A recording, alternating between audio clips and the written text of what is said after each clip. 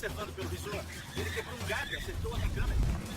Esta é a natureza, próxima e pessoal.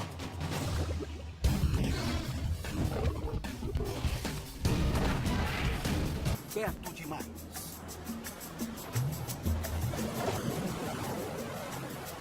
Algumas das vidas marinhas mais ricas da Terra habitam o Mar Vermelho. O Mar Vermelho é tudo o que dizem ser. É o paraíso do mergulhador.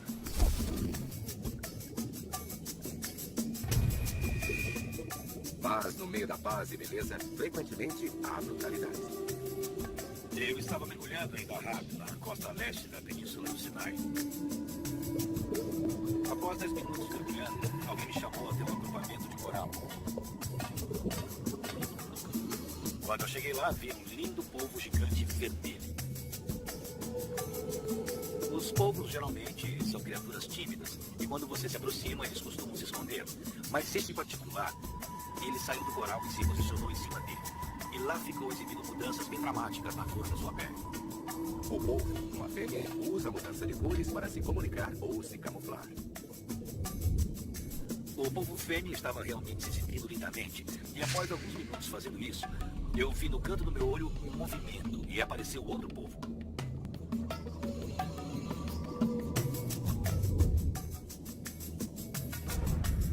Tinha acabado de enquadrar quando começou o pandemônio.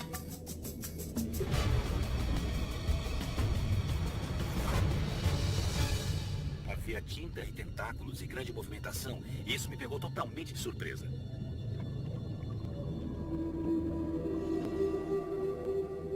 Voltei para ver onde o segundo polvo estava, mas não consegui vê-lo. Então descobri que o primeiro polvo tinha agarrado e capturado o segundo polvo. Quando você põe na câmera lenta, percebe que foi literalmente a ponta do tentáculo da fêmea que pegou o outro polvo perto da cabeça. O polvo é conhecido por ser canibal, mas o ato é raramente capturado em filme. Devido à mordida venenosa da fêmea e o seu tamanho maior, o macho não teve nenhuma chance. Houve algum esforço da vítima para escapar, mas não teve sucesso.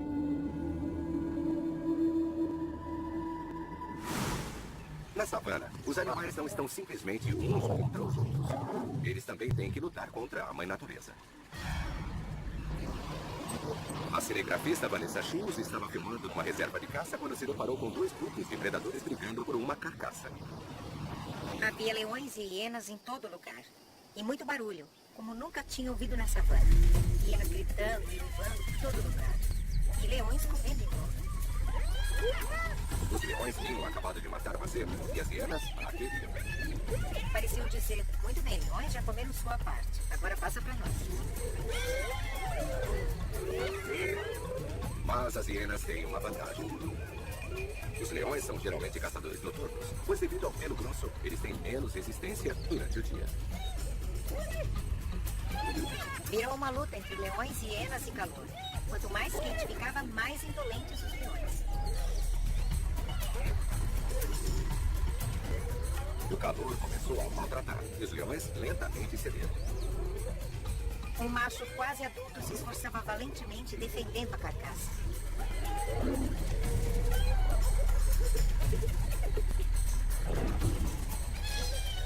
A um certo ponto, parecia que tentava ficar na sombra da carcaça.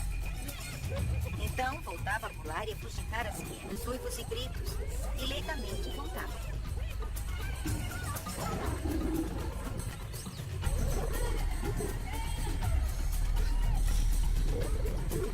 No fim, os leões não aguentaram mais. E a presa conquistada arduamente torna-se o banquete de outros.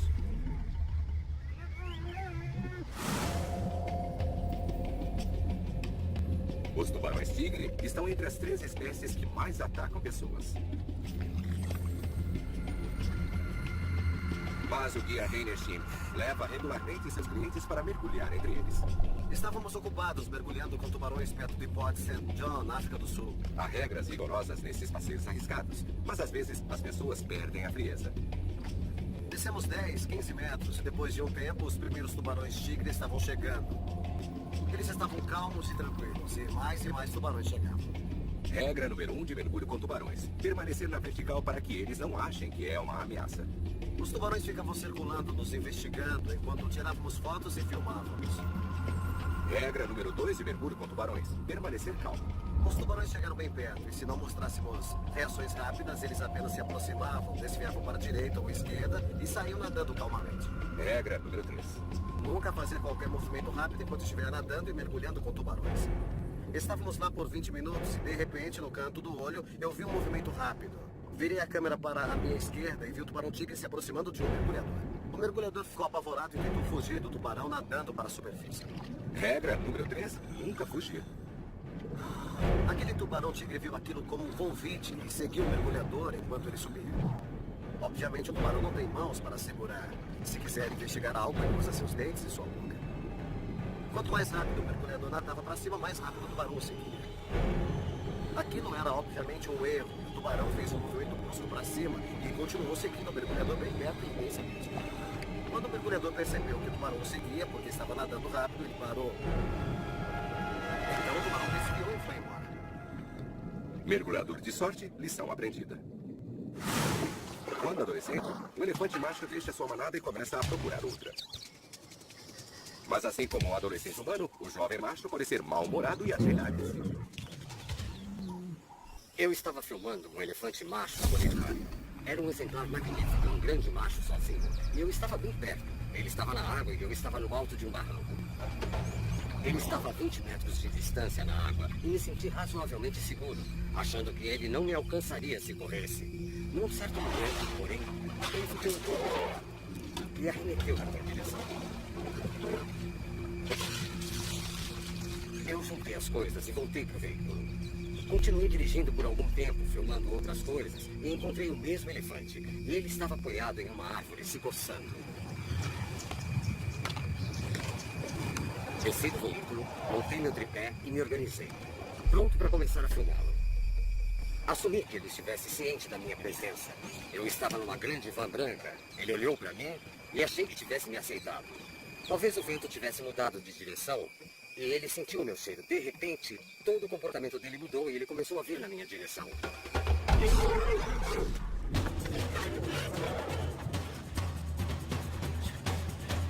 Na primeira investida dele, tive que me esconder atrás do carro.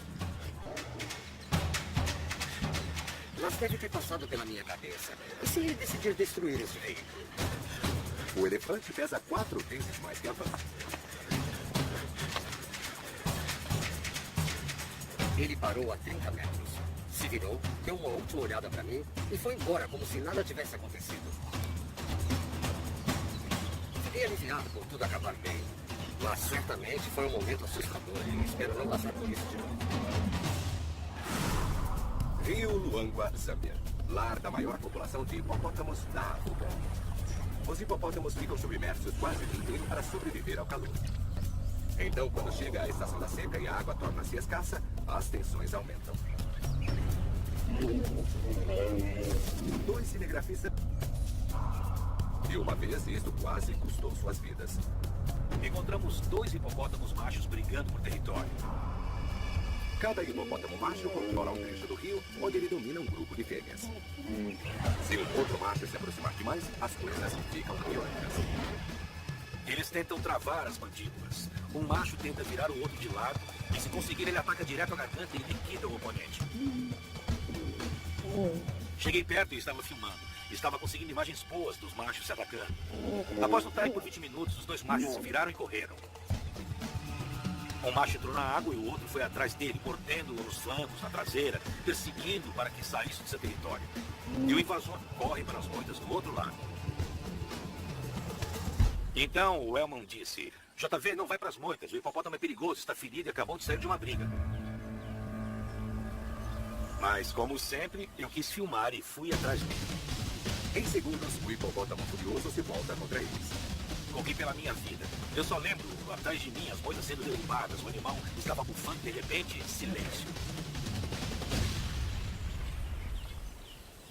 Os cinegrafistas voltam para investigar. Quando as águas inundam, elas destroem as margens, as enfraquecem. E o que aconteceu com o hipopótamo de 3 toneladas atrás de nós é que ele desmoronou o barranco. O hipopótamo caiu do barranco inclinado para sua morte. o barranco não tivesse desmoronado, ele teria me pisoteado, me mordido e me cortado no meio com aquelas enormes mandíbulas.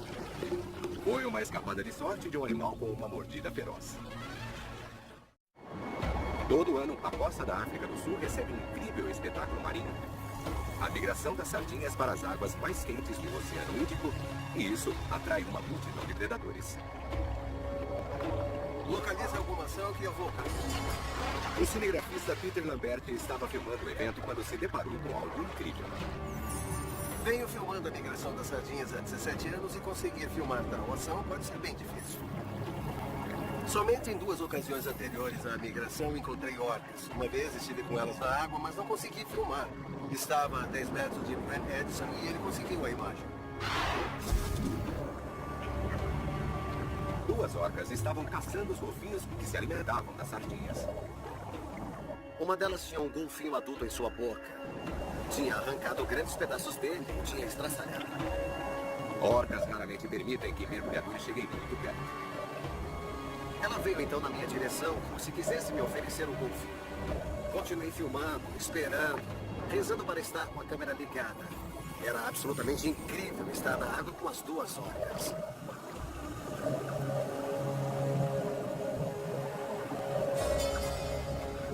Uma orca é 40 vezes o tamanho de um ser humano. Ela estava com aquele pequeno golfinho na boca e já poderia tê-lo comido com 2 bocadas.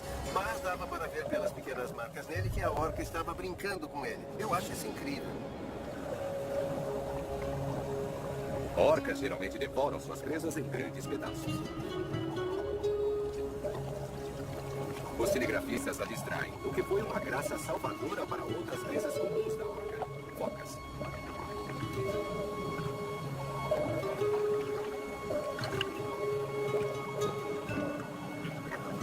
As focas estavam visivelmente preocupadas com as orcas e não tiravam os olhos delas. Estavam todas emboladas, observando de ponta cabeça na superfície.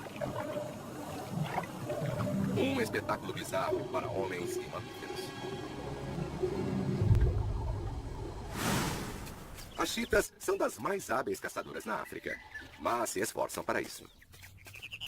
As mães passam meses ensinando seus filhotes as ferramentas do ofício. Mas às vezes, essas lições não dão certo.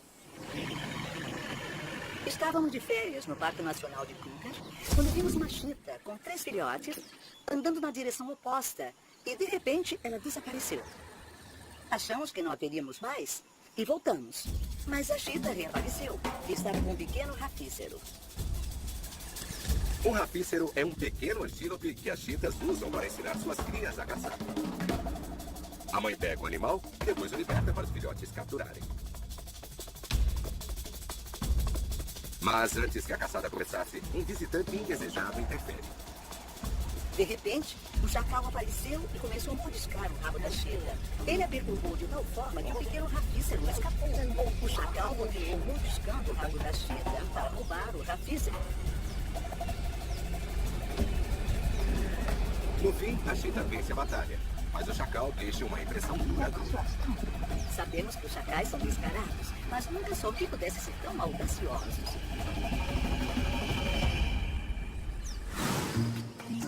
Caçadores habilidosos vêm em todas as formas e tamanhos. Foi o que um turista descobriu no Vale do Camate, na África do Sul. Alguns amigos se reuniram e decidimos fazer uma pescaria. Passou muito tempo e não tivemos nenhum sucesso. Fiquei entediado e fui dar uma volta com a minha câmera só para ver o que poderia encontrar. Vi uma aranha sobre uma pedra, com as patas na água, e obviamente não sabia o que ela estava fazendo. Até que vi que a lagoa estava cheia de girinos. Eu fiquei um bom tempo lá esperando e observando, até que percebi que ela estava planejando algum tipo de ataque.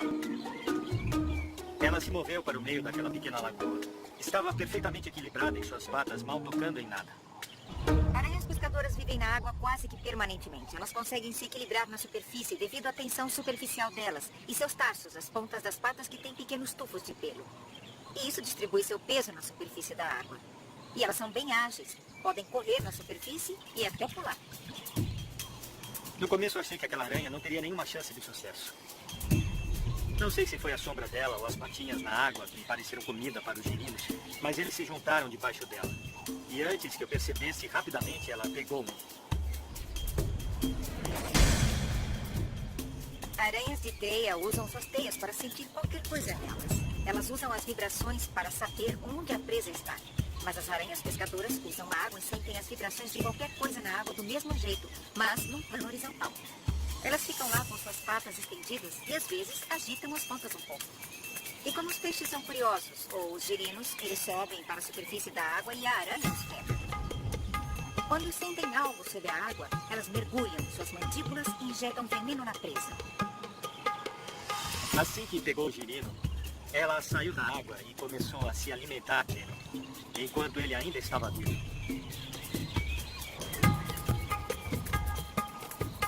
Aranhas pescadoras injetam o veneno em suas enzimas digestivas na presa que liquefaz e é devorada. Era pra gente estar pescando lá, mas no fim não estávamos à altura da aranha. Partindo da costa da cidade em Cabo, uma equipe tinha uma difícil missão: documentar as técnicas de caça dos tubarões brancos. Eles precisavam de uma imagem importante: um tubarão saltando ou se impulsionando para fora da água. Ouvi histórias sobre o longo tempo que teríamos de esperar com uma câmera pesada no ombro, mantendo a mais fixa possível, esperando que algo fosse saltar para fora da água. O grande tubarão branco espreita em águas profundas procurando presas na superfície, frequentemente focas. Então o tubarão ataca tão violentamente que seu enorme corpo sai voando da água. A equipe tenta aumentar suas chances puxando uma foca como chamariz. Ficamos arrastando aquilo, esperando pelo tubarão pacientemente. Ele estava focado na isca, pronto para filmar. E de repente, aquele tubarão enorme, branco, salta para fora da água inteiro, rabo para cima da cabeça e depois mergulha com grandes espigos de água.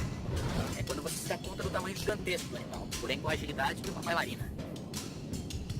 Em questão de segundos, estava acabado. Era quase surreal. Você se pergunta se viu mesmo.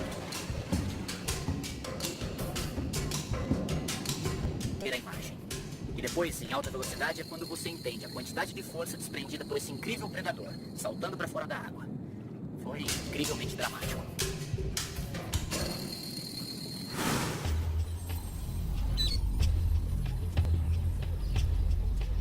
Safaris podem ser perigosos mesmo no carro, mas alguns turistas se arriscam nas moitas a pé. Fomos no veículo de caça no meio das moitas densas. Nosso guia tinha nos oferecido um safari a pé, que é incrível, porque nunca tinha feito isso. Me senti vulnerável, fora da segurança do veículo. Estávamos caminhando com um patrulheiro e ele estava rastreando os elefantes. Começamos a ouvi-los e ver os galhos quebrados por eles. Se assustar um elefante, ele pode atacar e matar. De repente, ele ergueu a mão para a gente parar e baixar. Isso me deixou muito nervosa. Ele apontou para onde devíamos olhar. Vimos a moita se mexer e lá estava um elefante a 10 ou 15 metros de nós. É um jovem macho e eles são conhecidos por serem imprevisíveis. Nós o seguimos por um tempo pelas moitas, por cerca de 500 a 1000 metros, muito perto para o meu posto, enxergando-o vez ou outra. Então, o rastreador achou que era hora de voltar. Ele deve ter sentido que se o pressionássemos demais, a situação poderia ficar perigosa. Começamos a voltar para a mesma cautela de quando seguimos, pois numa situação como aquela, tudo poderia mudar rapidamente. Estávamos voltando e conversando animadamente, sem saber que ainda teríamos uma parte da aventura pela frente. Acabamos dirigindo numa ravina ou um vale. Então, vimos um exuberante elefante na frente do carro, parado no meio do caminho.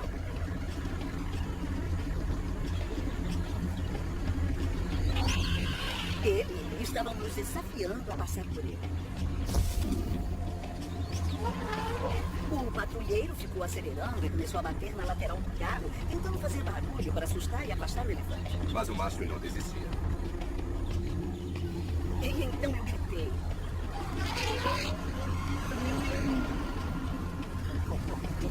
Mas o patrulheiro não hesitou. Ele acelerava o carro e ia na direção do elefante, como se aceitasse o desafio dele. No fim, o elefante viu que não ia conseguir uma reação, só conseguiu de mim, não dos rastreadores. Ele se virou e foi na direção da montanha e, felizmente, saiu do nosso caminho. Na África do Sul, as pessoas estão cada vez mais invadindo o habitat dos babuínos. E isso pode levar a alguns contatos perigosos. Os babuínos são incrivelmente inteligentes. Eu os observei na área de Cape Point, onde ficam os ônibus de turistas. Eles esquadrinham o horizonte, têm boa visão e observam, constantemente mudando de direção, olhando de um lado a outro, vendo quem se move e o que estão fazendo. Os babuínos geralmente só têm uma coisa na cabeça: comida. Eles ficam olhando à distância e basta alguém farfalhar um saco plástico para imediatamente se virarem e pensarem em comida. Eles parecem conhecer a vida de rua. Há uma grande variedade de alimento humano que eles comem com satisfação.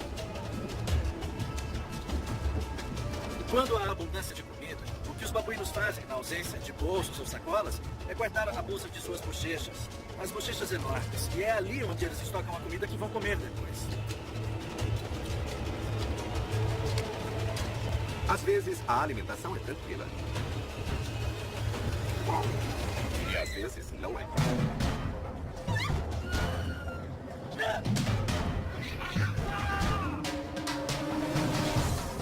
Esses animais são criaturas fortes, muito mais comparando em peso que os humanos.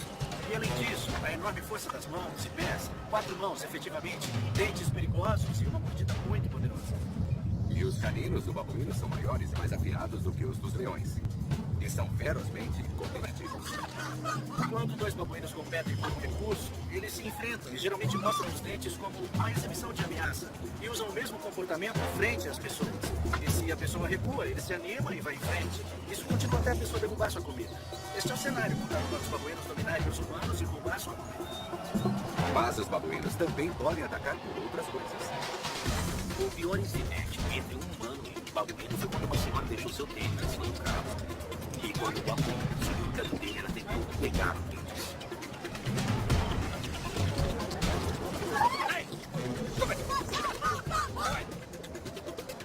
Foi incomum alguém ser seguido pelos babuínos. Isso só mostra como os animais são imprevisíveis.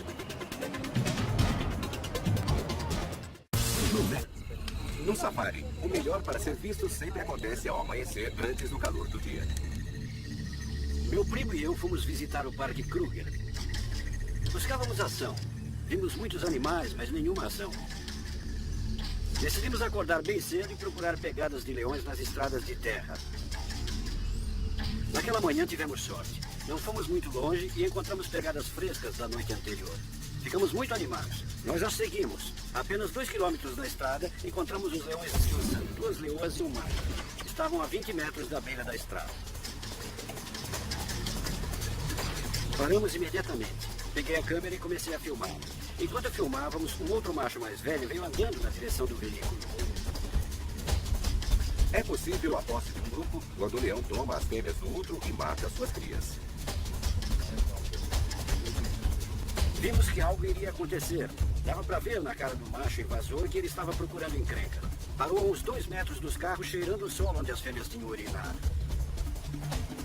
Ele ergue a cabeça e abre as mandíbulas ao máximo, mostrando os caninos amarelados para as leoas. Há um encaramento. De repente, o macho jovem ataca. Os 2 se atracam de pé, urrando e mordendo. Era uma visão e tanto. Meu primo teve tanto medo que levantou o vidro do carro. A luta terminou em segundos. O macho mais velho anda então em volta, marcando o território nas árvores e raspando a terra com as patas traseiras. Ele voltou a rodear o carro e depois deitou debaixo de uma árvore. Ele mostrou que era o rei do território.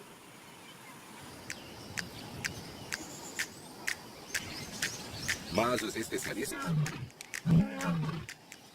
O leão mais claro parecia ser mais jovem e estava marcando o seu território. Pelas cicatrizes em sua cara, o intruso parecia ser mais velho. Possivelmente tinha o controle do grupo horas antes.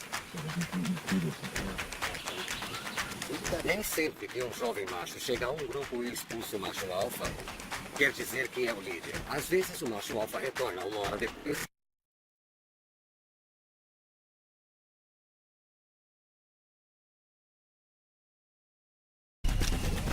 Um duelo de titãs, 2 vezes. A enorme migração de sardinhas na costa da África do Sul oferece momentos incríveis para alguns cinegrafistas. E alguns daqueles momentos acontecem frequentemente por acidente. Mais notável ainda, os câmeras conseguem imagens em meio ao completo caos. Você tem uma bola de isca, os predadores vindo de cima e de baixo. Há muito movimento rápido, muita atividade rápida acontecendo. As sardinhas formam bolas de isca quando os predadores se aproximam. Os peixes menores são menos vulneráveis no encontro. As bolas de isca duram apenas minutos, mas podem ser desanimadoras para os cinegrafistas. A bola de isca se move para cima e para baixo e você está praticamente no meio dela. Você tem que ter visão de túnel quando está filmando. Tem um monitor na sua frente, não olha ao redor. Está focado na bola de isca, nos predadores e em tudo o que acontece. Charles Maxwell estava filmando na costa de Natal quando a água ao redor dele escureceu. De repente, uma enorme forma passa por mim. Eu não sabia o que era. Era uma baleia de Bright, raramente fotografada. Pouco se sabe sobre elas porque são difíceis de encontrar. Essas baleias são enormes, mas nadam como torpedos e o impacto contra elas pode ser fatal. Estava muito perto, senti o distúrbio da água ao passar por mim. Potencialmente foi muito perigoso. Só quando eu entrei no barco que a empolgação passou e me dei conta da sorte que tive ao filmá-la. Se tivesse planejado, eu não teria conseguido nada. Foi absolutamente perfeito. Os veteranos não são os únicos que encontram as esquivas baleias de Bright. Os novatos também têm sorte.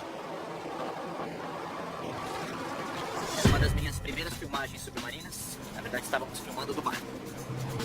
Seguíamos um cardume grande de golfinhos. Eles perseguiam com asas por horas. Não tínhamos conseguido nada. De repente, os golfinhos se concentraram numa bola de sardinhas.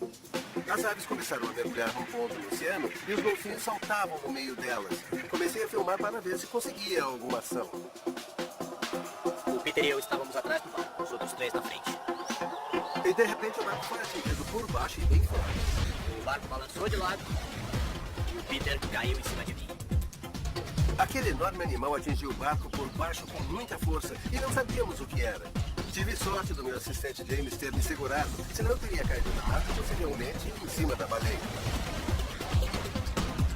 No oceano você não espera esse tipo de tranco. Imagine se o barco tivesse virado a 5 km da costa. Teria sido uma situação perigosa. Anotado. Sorte de principiante. O guia veterano Mark Tennant realiza safaris fotográficos em alguns dos mais remotos locais na África. Eu estava na Tanzânia Ocidental com alguns hóspedes, procurando chimpanzés para fotografar. Havia somente poucos chimpanzés habituados que podiam ser vistos na África. A habituação é quando cientistas pegam animais, geralmente chimpanzés e babuínos, acostumados com humanos para realizar pesquisas. Você faz uma viagem de 4 horas de avião para chegar, depois vai de barco até as montanhas e depois começa a caminhar. E lá fomos, subindo pela montanha em busca dos chimpanzés. Finalmente os encontramos. E estávamos lá, relaxando, fotografando, quando de repente começou uma briga entre eles. O barulho aumentou. E todo o lugar estava elétrico com aquele barulho.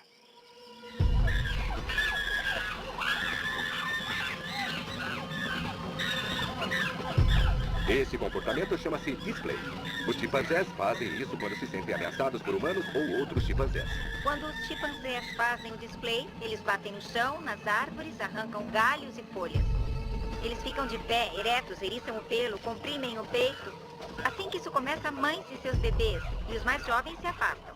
E outros chimpanzés sobem nas árvores para não se envolverem naquele display. Tennant tenta manter as pessoas em segurança. Ficamos todos juntos, agrupados, enquanto o barulho se espalhava pela floresta. De repente, tudo virou um caos. O macho saiu do grupo e veio na nossa direção, se aproximando cada vez mais, ficando mais agressivo, socando o chão. Eu estava filmando, olhando pelo visor. Então ele quebrou um galho e acertou a minha câmera, e ela se quebrou. Um chimpanzé macho pode pesar tanto quanto um homem adulto e é pelo menos 5 vezes mais forte. Fiquei com medo pelos hóspedes. Caso dessem as costas para o chimpanzé por acidente, enquanto eu não estivesse olhando, e então eu teria um ferido a quilômetros de distância do hospital mais próximo. No fim, as pessoas escapam ilesas e com algumas imagens incríveis.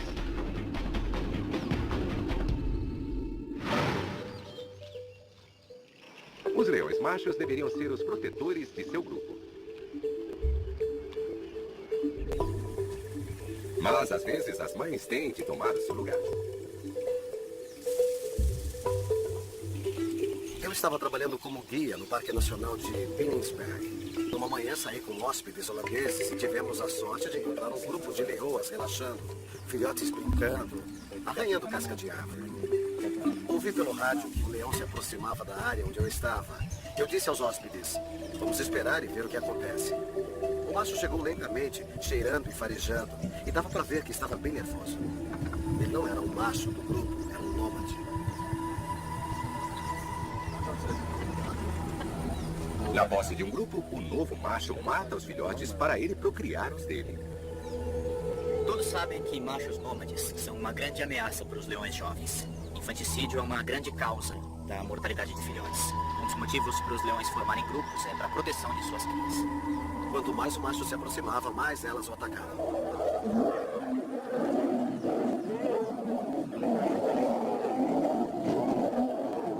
É agressivo e há muito barulho, mas provavelmente há pouca atividade com garras e mordidas. Umas mordiscadas são o suficiente para afastá-lo.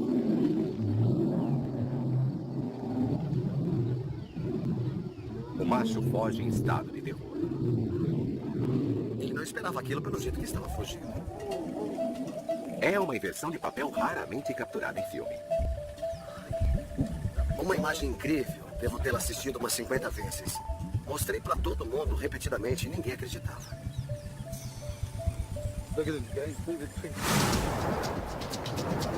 Um dos animais mais difíceis de encontrar é a baleia franca austral. Elas foram caçadas durante 300 anos pelo seu óleo e hoje são raras por causa disso. Sempre acham que elas são gigantes gentis do mar, mas posso dizer que não são nada disso. Após dias de busca, Charles Maxwell localiza uma mãe e um filhote. Entrei silenciosamente na água e comecei a filmar. Seu caráter praticamente mudou. O filhote deixou a mãe e me atacou. O filhote pode ser um bebê, mas pesa mais de 1 tonelada. Eu fiquei realmente assustado porque a baleia vinha pra cima de mim e eu nadava de costas e não conseguia me livrar dela. A mãe ficou agressiva. A cabeça ia de um lado para outro rapidamente e se tivesse me acertado com aquilo eu teria morrido. Então eu fui para o fundo. Estávamos a 6 metros do fundo, onde achei que ficaria seguro. E no fundo me deitei, a câmera ainda rodando. Olhei para cima e um corpo enorme estava afundando lentamente em cima de mim. Toneladas de baleia caindo direto sobre ele. Minha preocupação era ficar preso no fundo. Tinha medo de morrer esmagado. Sabia o que fazer. Então ela espalhou a areia e a visibilidade caiu para zero. Não conseguia ver nada. Não sabia para onde ir. Quando a água clareou, vi a baleia perto de mim, me encarando. E depois ela simplesmente desapareceu.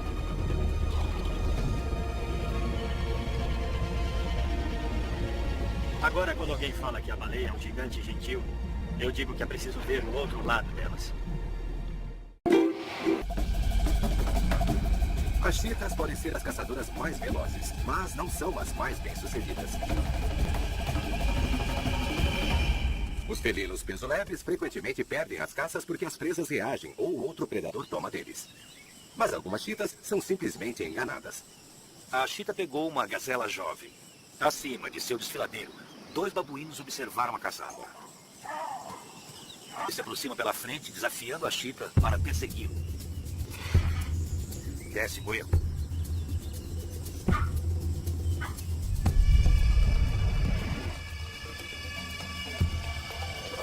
O segundo babuíno vem por trás, agarra a gazela morta e foge. Seu parceiro garante uma fuga segura. Se você for um caçador solitário, não há garantias de que conseguirá defender a sua caça. Mas é aí que acaba o trabalho de equipe. Achei que esses 2 sujeitos tão espertos, tão cooperativos, fossem dividir a caça, mas não. O babuíno macho maior fugiu com a caça e a devorou inteira sozinho. Animais oportunistas, mas aparentemente não com igual oportunidade. Os tubarões brancos podem ser os animais mais temidos do mundo.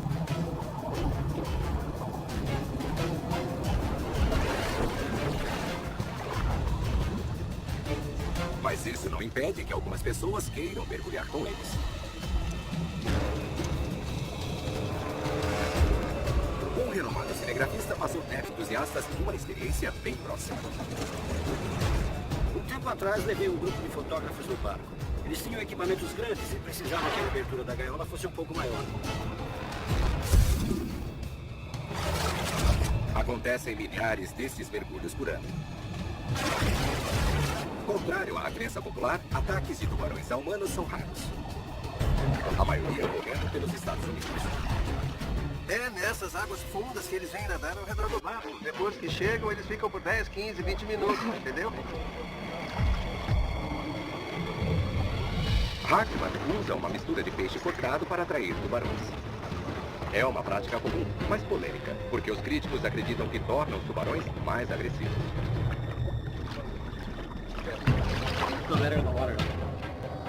Enquanto os fotógrafos descem, Hartman acompanha por perto, fora da gaiola.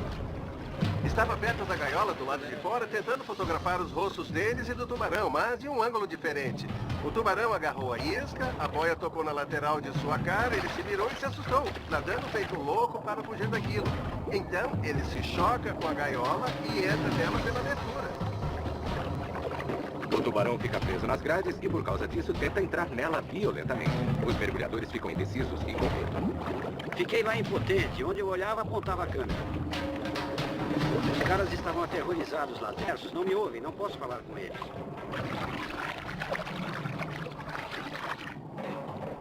Os mergulhadores ainda estão em sério perigo.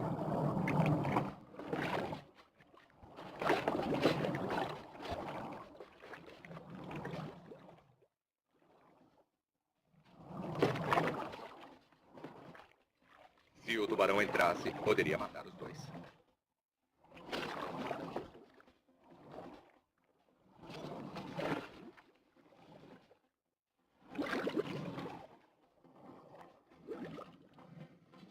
Mas eles conseguem escapar milagrosamente.